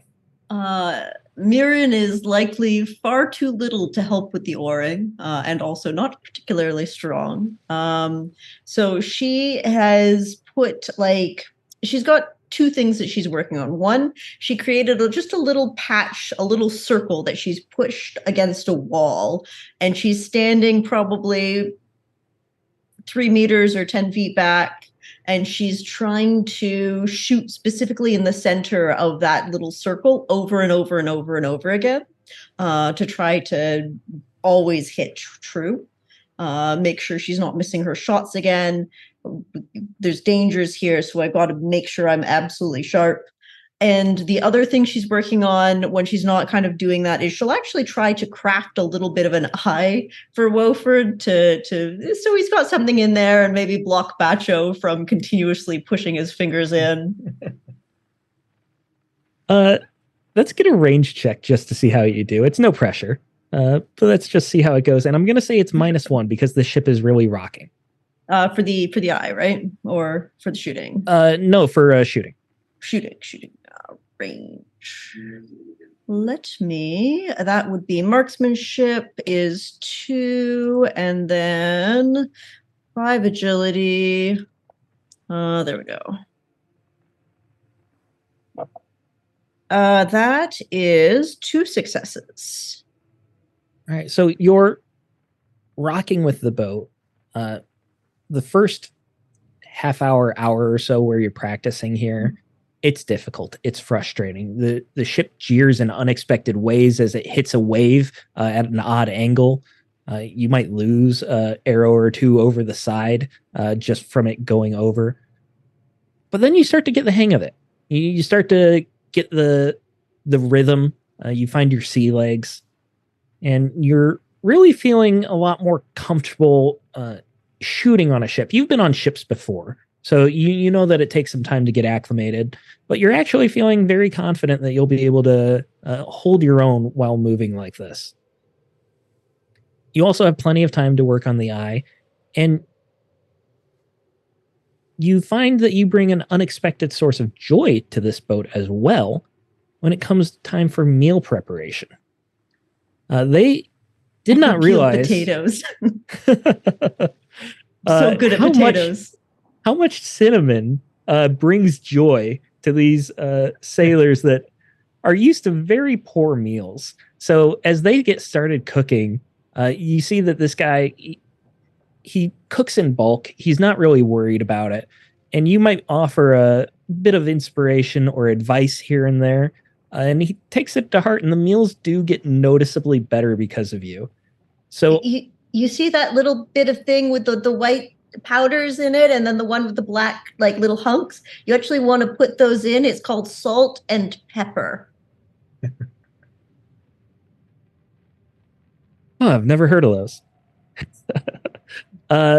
The sailors end up seeing you as one of the most valuable crewmates because of this. It really keeps morale going in a very stressful time. And they develop a little bit of a protectiveness over you, trying to make sure that their meals stay excellent. Gunk, is there anything you're trying to do as you're navigating? It's more difficult for you because you need to stay focused, but at the same time, there's lots of downtime. There's still plenty of time when you're not traveling and you've anchored. You can look out, you can spend time doing something on your own. Even while you're sailing, you can you scan, you do something else for 5 minutes, you scan again, do something else. It's not like you're traveling so fast that it's incredibly dangerous. All right. I think there's a few things you would be interested in, and most of it is, I don't. Well, he's very curious about what's beneath the water. In his mind, he has realized that beneath Ekfelion, we fought a creature beneath that came up out of the water. We saw only its tentacles. And then near the orchard, there was a pond or a lake, and once more there were these creatures beneath the water. And he is probably getting a bit concerned at this point. So in addition to just his normal sailing, looking for standard dangers, icebergs and the like, he's looking for any signs of shadows in the water, any signs that there are creatures following, whether it's mundane, whether it's something more mischievous. He just wants to get a feel for that. So he's constantly doing that. And if there's someone else up here with me, perhaps he is talking to a sailor or two, whether it's Akta or someone else, about what kind of creatures they have encountered on the seas. You get a lot of stories about sea serpents. It's always the type of story where they know someone who's seen one. They haven't actually seen one themselves. The sailors, there's a lot of whalers that have been in the area. Not every sailor is a whale hunter, but a lot of them have done that before. So they see those as massive beasts that can be very threatening. It can definitely break a ship or tip it over. So there's a lot of danger in that as well. But the recurring theme of what they fear more than anything out on this water is reavers. Not necessarily a sea creature, but their ships are faster, their warriors are stronger. If you see a reaver sail, you have a good chance of dying the next day, is what it comes down to. So that's what makes sailing the most dangerous. Mm-hmm. When it comes to sailing at night, most of them are very inexperienced. Like I said, it's very common for them to beach the ship at night to rest. That way they don't have to worry about any of the chthonic creatures that would come out at night. You still have to worry about the ones on land, but it's better than being thrown overboard into the middle of the ocean. So there's a lot of hesitation and trepidation about sailing because it's even more unknown. Not only can you barely see in front of you, but you don't know what's out there. I will, if any of them show trepidation or fear, I will, in his usual brash sort of manner, do not worry. I am Gunk. Darkness has no hold over me, and I fear not the Reaver, for I have confronted them, and I am still alive to tell the tale. And I assure you that should they happen to take on our vessel, they will feel the might of Bacho. They will feel the steel of Zaldrin. It will not go well for them. And I will also tell you that we are venturing into unknown. And with that comes story and honor and glory. So eat well, for my friend Mirren is a wonderful cook. Keep your bellies full, keep your hearts warm, and keep your weapons ready. But we will be fine. I guarantee it. Give me a manipulation +1 there, just to see how morale goes. Really That was a good speech, so you get the +1. Really should put some points in Gunk, I got your manipulation. dinner. Oh, thank you so much. 1 second. And he +1 for Mirren, too. and he does like a. I know he what does you're like a jockeying thing- for.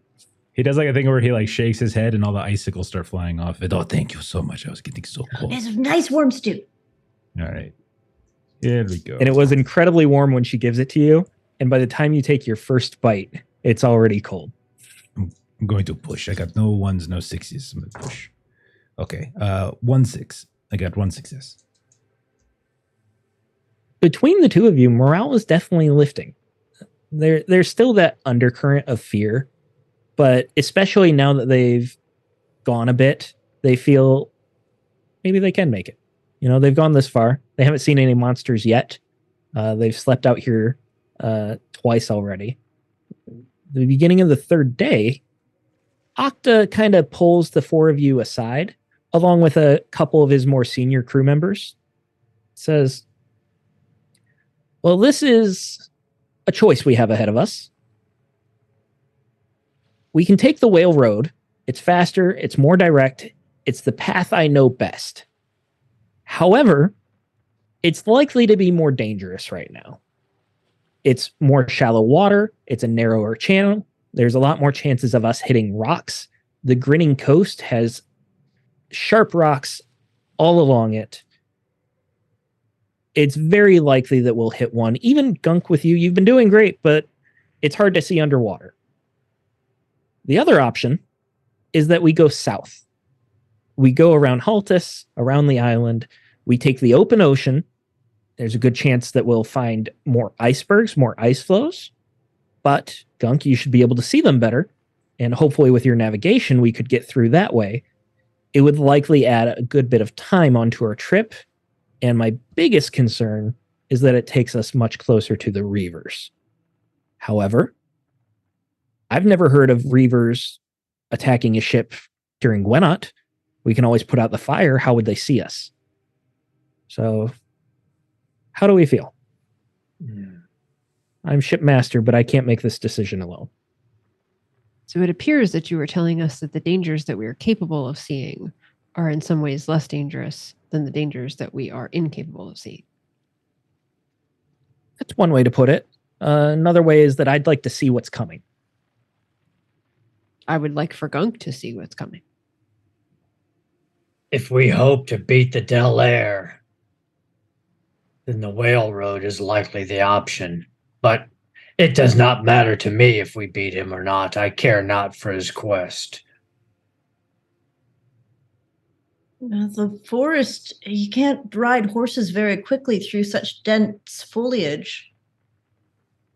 But he'll be out of the forests quickly and into open land territory.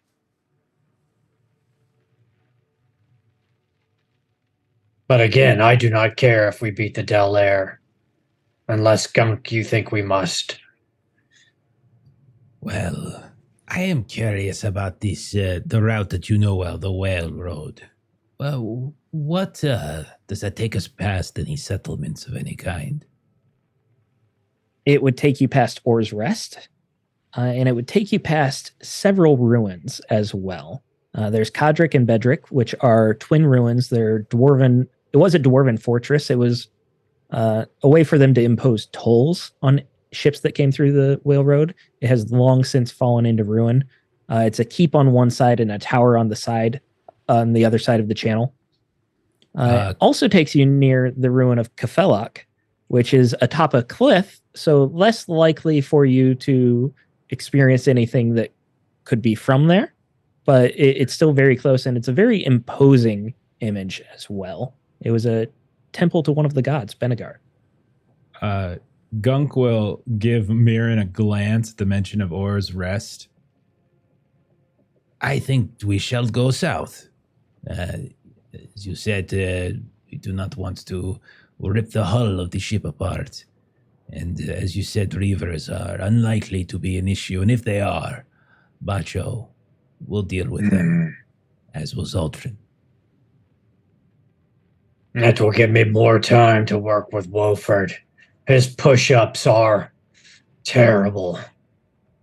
You have to go all the way down and up. You can't just go halfway. Wolford's in the background, and his pelvis is sagging entirely to the floor of the ship while he's trying to push himself up. Octo would say, Gunk, we're trusting your sight. I suppose we need to trust your judgment as well. The South Road it is. We are and with that, give me another lead the way check. Okay. Crap. I screwed up my dice for a sec. One for that. Oh no, you got to get the ones that are already laid out as sixes. And I get those two. I mean, that's half of them. All right, here we go. Do you hear all these dice? Do you hear all of them? That's a lot of dice. That are being it's satisfying, rolled right isn't it? Oh, baby, that roll was so good. 4 sixes. Oh, my goodness. Wow. 4 sixes. 4 sixes. I'm going to factor this into another roll since you said you were doing this as well. You said you were trying to be hyper alert for any sort of danger that could be in the water. As you're leading the way, you're scanning and searching, you see what could be a dark shadow in the water. It's hard to tell. Color is so muted when it's this dark. Even with your dark vision where you can see, it's a slight gradient. It could just have been a deep wave. But you're focused on it more. You're watching more. And then you hear the slightest of sounds in the distance, kind of echoing through a calling of sorts, a very strange calling that you've never heard. It almost sounds like the groans of a ship, but it's definitely organic. What would you like to do? Is Octa up here with me, or is he? Yeah. Likely you would both be at the back of the ship near the rudder. Nocta would probably be handling the rudder most of the time until he trades off, and you would be there as well guiding him. Octa, I think there is something below the water with us. It is making sounds. I hear them. It is not just a wave. It is a creature, I think. And I will describe what I heard, what I see, try to get his expertise. You know what this is. Octa's face goes white. He's already half frozen. He's got these furs around him that are just like iced over. So every time he moves, it cracks and breaks. I don't know. It is all right, my friend.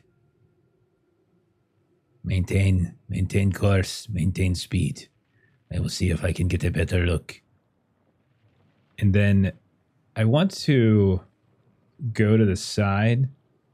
If I cast True Sight, would I be able to get a better look at the thing beneath the water? I'd say so. It can allow you to see underwater. It's a good distance away. I haven't been rolling for weather. It's been a couple days. We're just going to say that it's snowing heavily. Okay. It's like a sleet. It's freezing it as it comes down, but you'd be able to see with True Sight, yeah. Okay. So yeah, I'll give that a roll. Let me just roll, see if I get anything. Nope, I'm good. Yeah, so I'm going to go ahead and roll. I don't think there's any reason to upcast this. Yeah, there's no reason to upcast this. There's no extra benefit. So no miscast. So he's just holding onto the railing, looking over, looking to see if he can get a clear idea of what this is.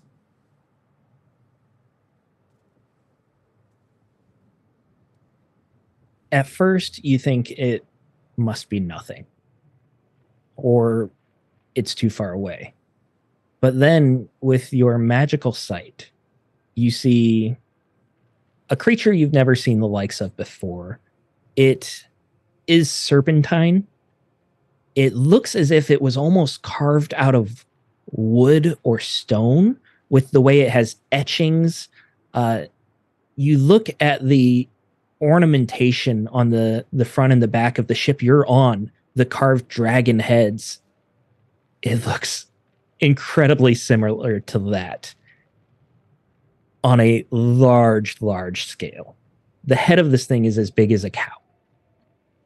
And you see these scales continue down, and it's weaving through the water, sort of in your direction. Maybe it hasn't seen you. Maybe it's trying to cut you off. It's heading a bit forward.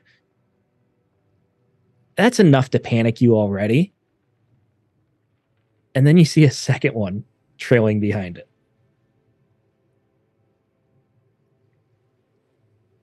I will. He's both scared, but he also can't help himself but grin a bit at this, whatever this thing is. And then he will call back to Octa. Change course.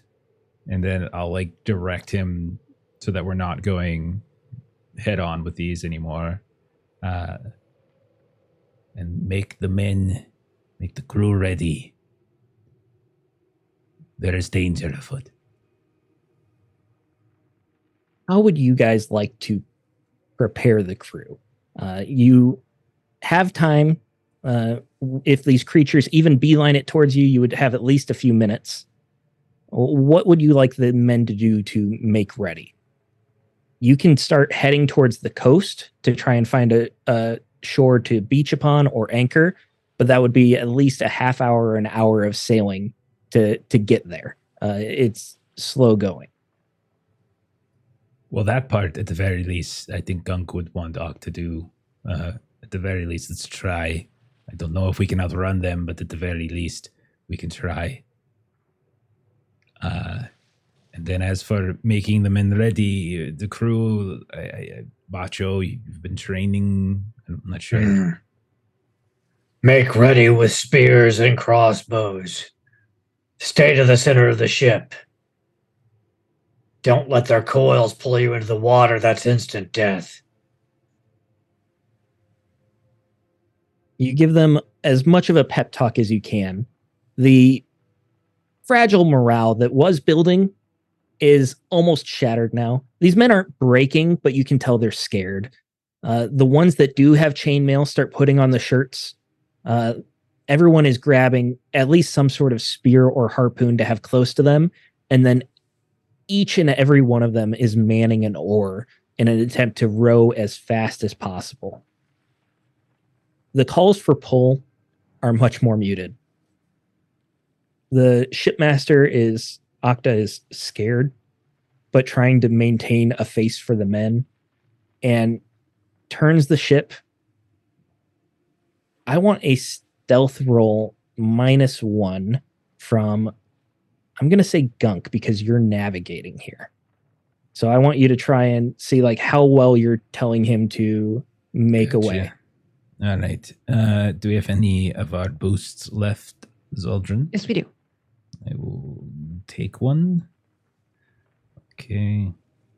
All right. 1, 2. Okay. All right. There we go. Okay, it's a good start. I got 1/6. Would extra ones help in this case since this is a stealth test? They absolutely would. All right, we'll push then. All right, I got 2 more, but I did take some agility damage. Okay. So three total. So 3 successes. Okay. That's good. You steer the ship away. You kind of see that their line that they're swimming continues forward, and it seems as if you haven't gotten their notice. The ship pulls away. It's tense. Again, it takes like 45 minutes or so for you to make your way to a cove that seems protective enough. There's debate whether to beach the ship or to stay in the water. Octa ultimately decides to anchor close to shore just in case, but it's better to have everyone on the ship ready to go, he says, instead of risking the unknown on land. And it is a very tense night, especially because the day had only just started. It was only the first quarter, but no one is ready to continue traveling after that, after hearing what was there. So they've elected to rest. And that's where we're going to end for the night, with picking up on this tense travel next week. Exciting news for next week. We are giving away a copy of Forbidden Lands Bitter Reach. So if you want to play in some icy cold setting yourself, come back next week and have a chance to win. I believe that we're international with that one because Free League ships international. So we'll have to check the details of that, but there should be a couple options for everyone there. Nice, Let's do some shout outs. Very nice. Very nice. Yeah. Aaron, what do you got going on at Garblag? Let's see. On Garblag tomorrow at 1 p.m. Pacific Standard Time, we will be back for Warhammer Fantasy Roleplay 4th Edition, Shillings and Crossbones, as we continue our journey on the Sea of Claws. Then on Thursday at the same time, I believe, don't quote me on this, but I believe that Ben will be back for some more Dune. And then next Tuesday, I think we'll have some Blade Runner going on. Awesome. Jeff, I think we got Blade Runner going on soon too, right? We do indeed, man. We have it on Friday. It's going to be the finale of our run. It's going to be of our Memories of Fire campaign. So come hang out, see how it all ends. Steven's character has been through, he's been through some stuff. But everything's fine. Everything's fine. And then on Saturday, we've got One Ring, 2nd edition, as per usual. We had a guest appearance from a very recognizable wizard on last time. I missed it. What? Oh, well, you're gonna have to watch the episode there, man. You're gonna have to Oh watch it. man, It's a shame. Spoiler, Yeah. Jeff. Jeez. Sorry, buddy. I didn't say which one. There's a couple different ones it could be. You should repeat the giveaway for the Raiders. That's true. Bert, thank you for the raid. Steam Still Murder. Let me do this shout out here. We're actually just ending. How was, speaking of Blade Runner? I think you were playing Blade Runner tonight, weren't you? I think Bert. I think he was playing Blade Runner tonight. Maybe. Yeah. So let me figure out how to spell Bloody shout Appalachia. out. Oh, was it Tonight Bloody was Bloody Appalachia night? Appalachia. Okay, my bad. Yeah, team 2. Okay, right on. Bloody Appalachia is a very fun game. We just played it over this weekend. Okay, so that's Saturday. Is One Ring. As we had a very interesting encounter, and I also have a secret to tell Daggett too. So we'll talk about that. Oh, that's right. There was Yeah. whispering. There was a whisper. And then let's see what's next after that. Monday, we're going to be back to Horror on the Orient Express, doing some Call of Cthulhu. And then obviously we'll be back on Tuesday with more of this. And if you can, check out the YouTube page as well, Adventures in Lollygagging. Follow the channel both here and there. And we got all our games that we've been playing these last few years, a bunch of different games up there. But I think that's about it. You got anything else for us there, Steven? So. Any more words of wisdom? I would just second, go to the YouTube channel and like any normal DM, I crave validation. So leave a comment telling me that I'm good. Whether you believe it or not, tell me I'm good. Tell me I'm good. Please tell me I'm good. Jeff, tell me I'm good. I think you're great. Crickets. I think you're great, buddy. Thank you, Steven. Fantastic. All right. Can I Yeah, I'm rate good. now? Am I good to rate? I'm good. All right, okay. I'm good. We're I'm going to good, rate the right? initiative order. Follow us to them. Watch the rest of them tonight, and have a great rest of your day. We'll see you later this week. Bye-bye, everybody. Good night. Bye.